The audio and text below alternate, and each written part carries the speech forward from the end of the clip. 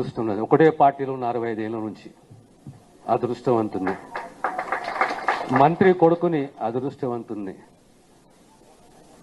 Jagjivan college ఏర్పాటు చేసిన నా తండ్రి అదృష్టవంతుని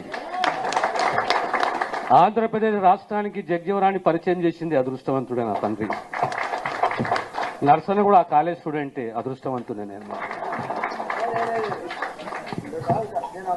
అంబేద్కర్ గా చెప్పుడు అంటే ఇప్పుడు ఒప్పుకుంటున్నాడు జగజీవన్ కాలేజ్ మా అయ్యనే తీసుకొచ్చిందని చెప్పేసి